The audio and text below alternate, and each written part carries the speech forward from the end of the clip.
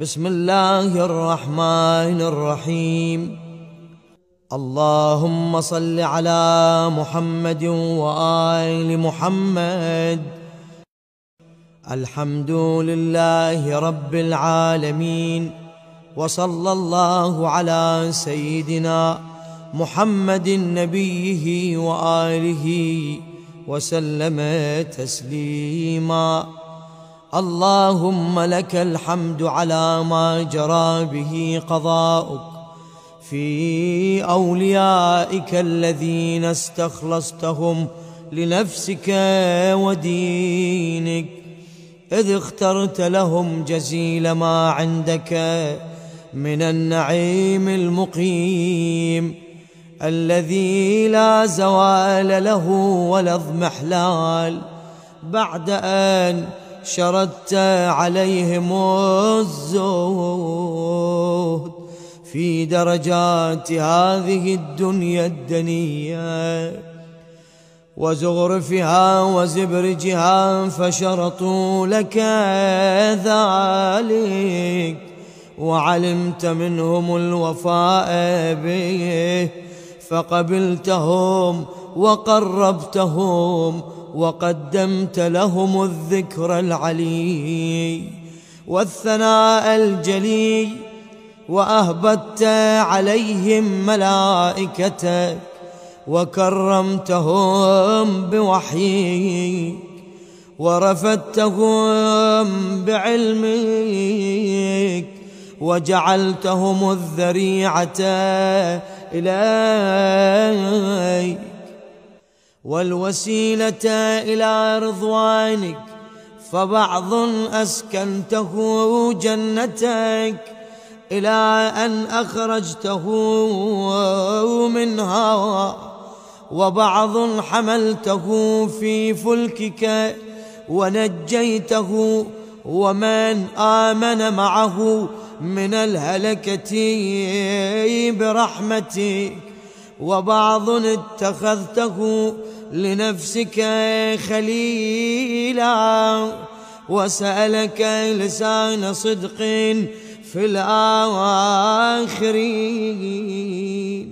فأجبته وجعلت ذلك عليا، وبعض كلمته من شجرة تكليما وجعلت له من أخيه ردءا ووزيرا، وبعض أولدته من غير أب وآتيته البينات وأيدته بروح القدس، وكل شرعت له شريعة ونهجت له منهاجا وتخيرت له أوصياء، مستحفظا بعد مستحفظ من مدة إلى مدة، إقامة لدينك وحجة على عبادك، ولئلا يزول الحق عن مقره ويغلب الباطل على أهله، ولا يقول أحد لولا أرسلت إلينا رسولا منذرا وأقمت لنا علما هاديا فنتبع آياتك من قبل أن نذل ونخزى، إلى أن انتهيت بالأمر إلى حبيبك ونجيبك محمد صلى الله عليه وآله، فكان كمن تجبته سيد من خلقت وصفوة من اصطفيته وأفضل من اجتبيته وأكرم من اعتمدته، قدمته على أنبيائك وبعثته إلى الثقلين من عبادك وأوطأته مشارقك ومغاربك وسخرت له البراق وعرجت بروحه إلى سمائك وأودعته علم ما كان وما يكون إلى انقضاء خلقك، ثم نصرته بالروح وحففته بجبرائيل وميكائيل والمسومين من ملائكتك، ووعدته أن تظهر دينه على الدين كله ولو كره المشركون، وذلك بعد أن بوأته مبوأ صدق من أهله وجعلت له ولهم أول بيت وضع للناس للذي بمكة مباركا وهدى للعالمين فيه آيات بينات مقام إبراهيم ومن دخله كان آمنا. وقلت إنما يريد الله ليذهب عنكم الرجس أهل البيت ويطهركم تطهيرا. ثم جعلت أجر محمد صلواتك عليه وآله مودتهم في كتابك، فقلت قل لا أسألكم عليه أجرا إلا المودة في القربى، وقلت ما سألتكم من أجر فهو لكم، وقلت ما أسألكم عليه من أجر إلا من شاء أن يتخذ إلى ربه سبيلا، فكانوا هم السبيل إليك والمسلك إلى رضوانك. فلما انقضت أيامه أقام وليه علي بن أبي طالب صلواتك عليهما وآلهما هاديا، إذ كان هو المنذر ولكل قوم هاد. فقال والملأ أمام من كنت مولاه فعلي مولاه، اللهم والي من والاه وعادي من عاداه، وانصر من نصره واخذل من خذله. وقال من كنت أنا نبيه فعلي أميره، وقال أنا وعلي من شجرة واحدة وسائر الناس من شجر شتى، وأحله محل هارون من موسى، فقال له أنت مني بمنزلة هارون من موسى، إلا أنه لا نبي بعدي، وزوجه ابنته سيدة نساء العالمين، وأحل له من مسجده ما حل له، وسد الأبواب إلا بابه، ثم أودعه علمه وحكمته، فقال أنا مدينة العلم وعلي بابها، فمن أراد المدينة والحكمة فليأتها من بابها.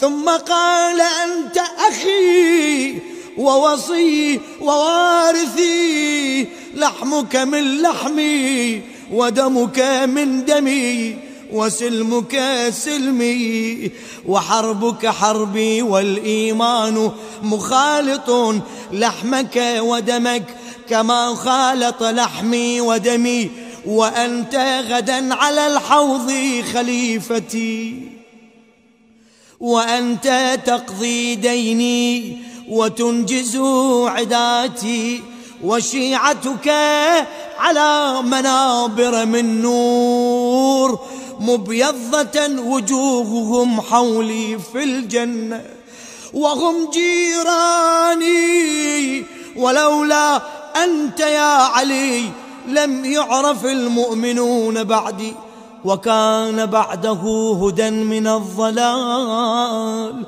ونورا من العمى، وحبل الله المتين وصراطه المستقيم لا يسبق بقرابة في رحم، ولا بسابقة في دين، ولا يلحق في منقبة من مناقبه، يحذو حذو الرسول صلى الله عليهما وآلهما، ويقاتل على التأويل، ولا تأخذه في الله لومة لائم.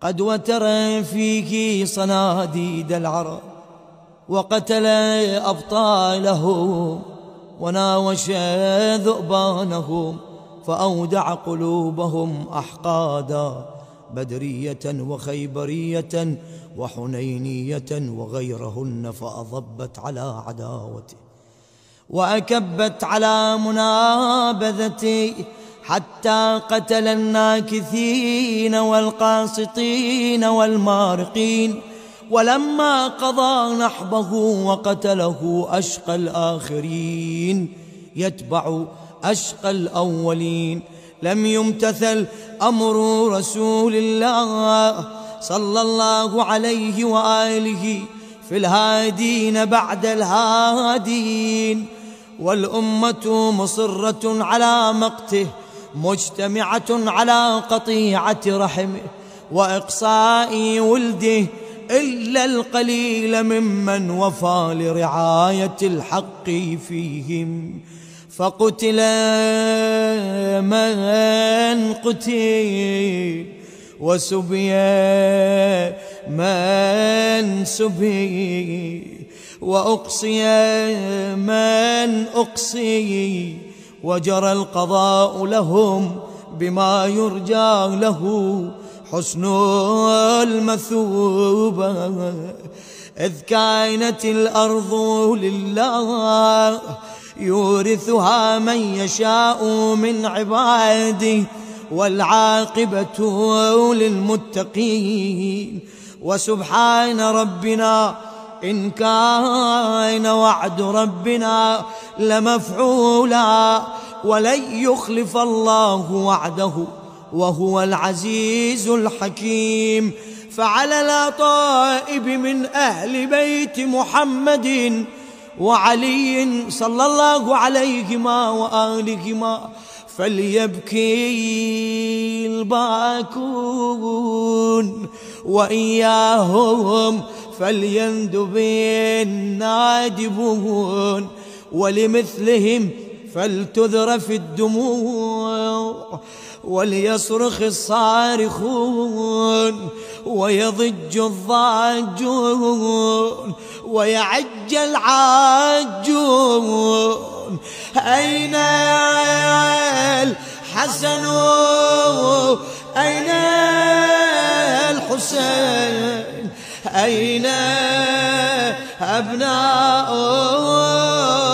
الحسين، أين الحسن أين الحسين، أين أبناء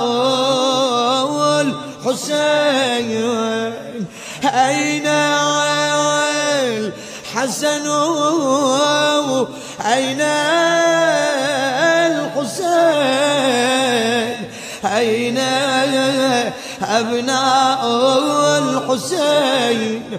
صالح بعد صالح وصادق بعد صادق، أين السبيل بعد السبيل؟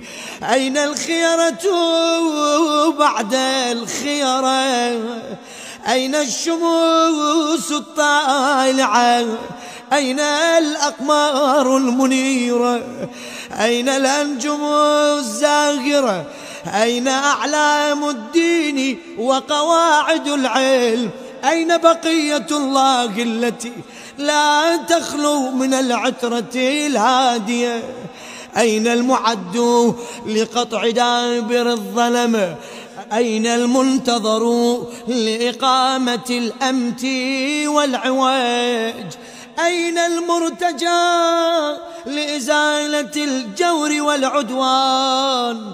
أين المدخر لتجديد الفرائض والسنن؟ أين المتخير لإعادة الملة والشريعة؟ أين المؤمل لإحياء الكتاب وحدوده؟ أين محيي معالم الدين وأهله؟ أين قاسم شوكة المعتدين؟ أين غادم أبنية الشرك والنفاق؟ أين مبيد أهل الفسوق والعصيان والطغيان؟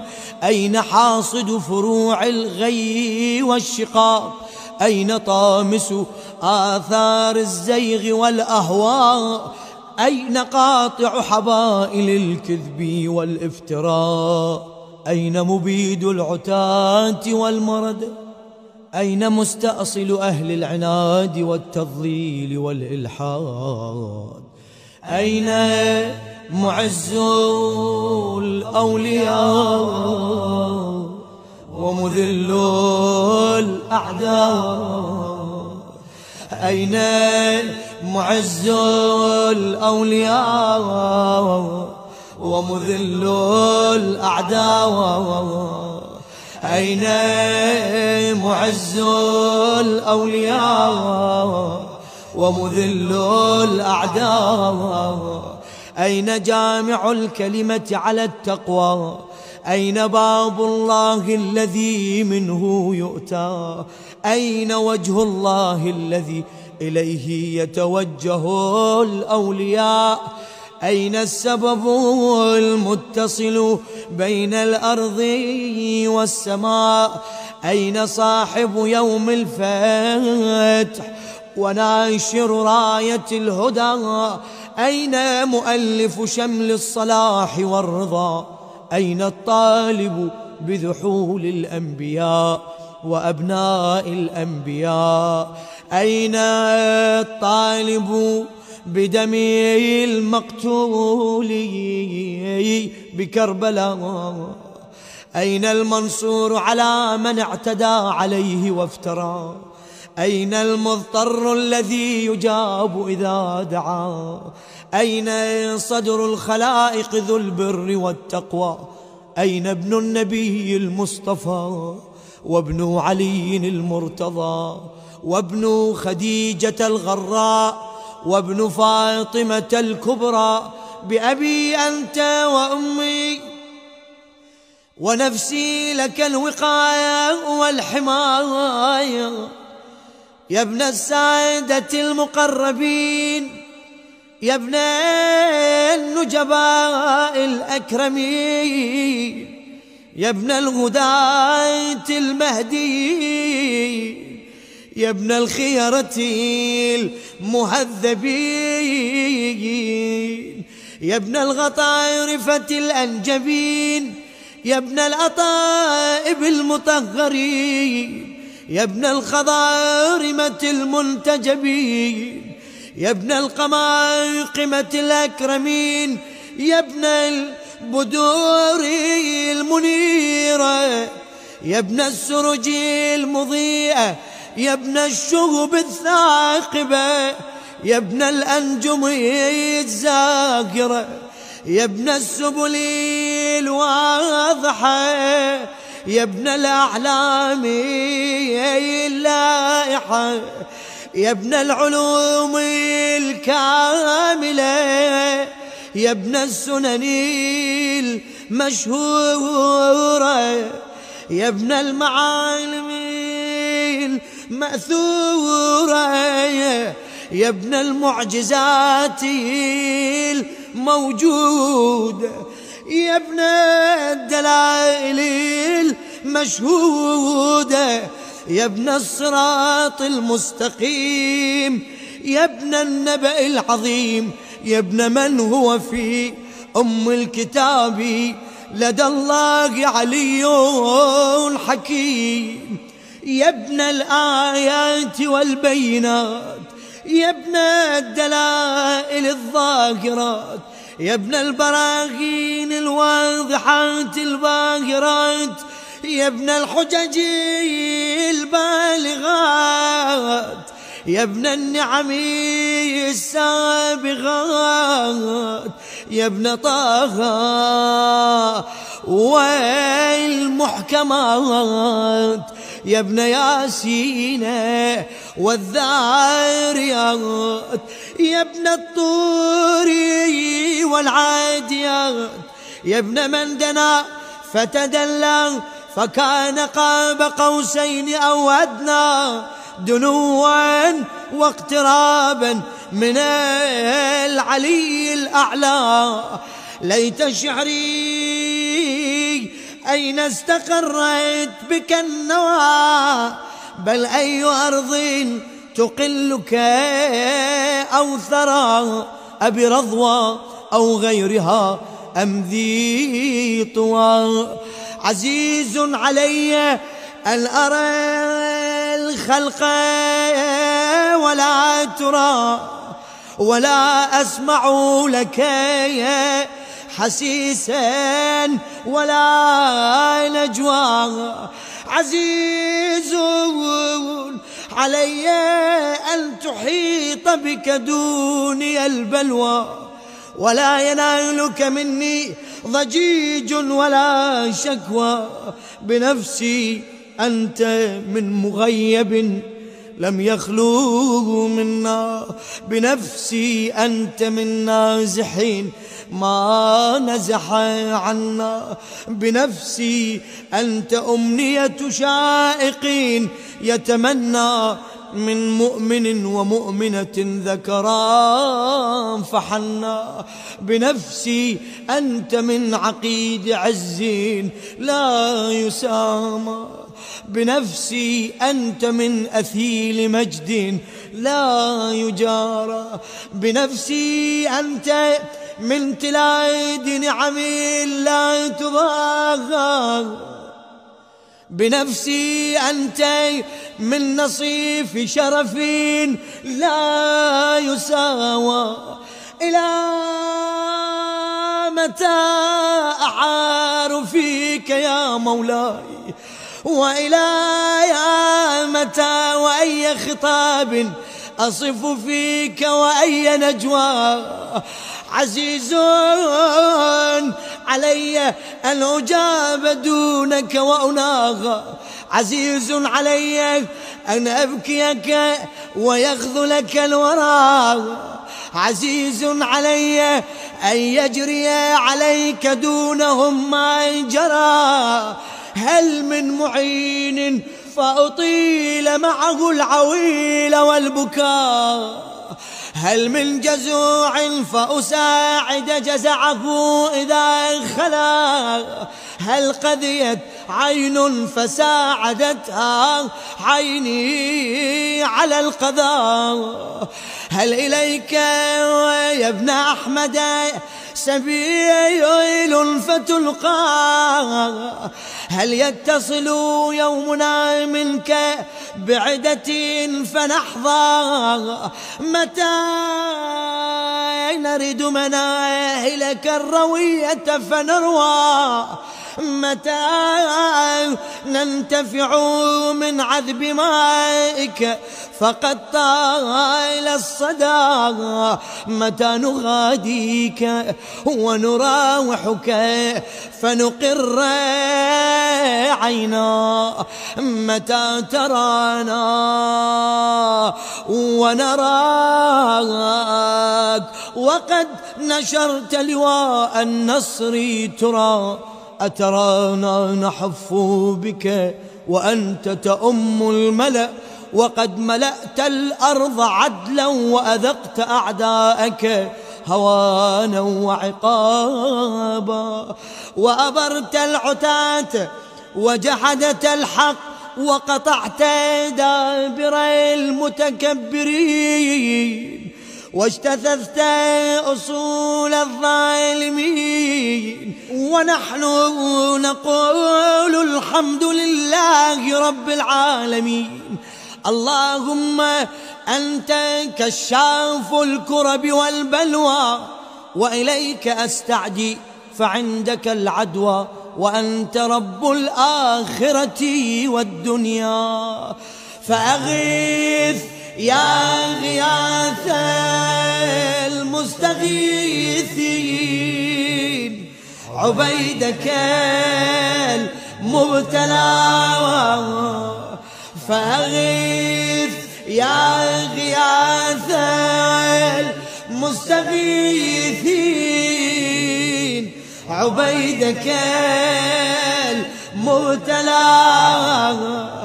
فأغيث يا غياث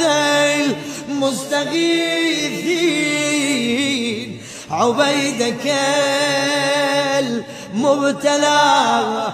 وأرجي سيده يا شديد القوى، وأزل عنه به الأسى والجوى، وبرد غليله يا من على العرش استوى، ومن إليه الرجعى والمنتهى. اللهم ونحن عبيدك التائقون إلى وليك المذكر بك وبنبيك، خلقته لنا عصمة وملاذا، وأقمته لنا قواما ومعاذا، وجعلته للمؤمنين منا إماما، فبلغه منا تحية وسلاما، وزدنا بذلك يا رب إكراما، واجعل مستقره لنا مستقرا ومقاما، وأتمم نعمتك بتقديمك إياه أمامنا، حتى توردنا جنانك ومرافقة الشهداء من خلصائك. اللهم صل على محمد وآل محمد، وصل على محمد جده ورسولك السيد الأكبر، وعلى أبيه السيد الأصغر، وجدته الصديقة الكبرى فاطمة بنت محمد صلى الله عليه وآله وسلم، وعلى من اصطفيت من آبائه البررة، وعليه أفضل وأكمل وأتم وأدوم وأكثر وأوفر ما صليت على أحد من أصفيائك وخيرتك من خلقك. وصل عليه صلاة لا غاية لعددها، ولا نهاية لمددها، ولا نفاد لأمدها. اللهم وأقم به الحق، وأدحض به الباطل، وأدل به أوليائك، وأذلل به أعدائك. وصل اللهم بيننا وبينه وصلة تؤدي إلى مرافقة سلفه، واجعلنا ممن يأخذ بحجزتهم ويمكث في ظلهم، وأعنا على تأدية حقوقه إليه والاجتهاد في طاعته واجتناب معصيته، وامنن علينا برضاه، وهب لنا رأفته ورحمته ودعاءه وخيره، ما ننال به سعة من رحمتك وفوزا عندك. واجعل صلاتنا به مقبولة، وذنوبنا به مغفورة، ودعاءنا به مستجابة، واجعل أرزاقنا به مبسوطة، وهمومنا به مكفية، وحوائجنا به مقضية.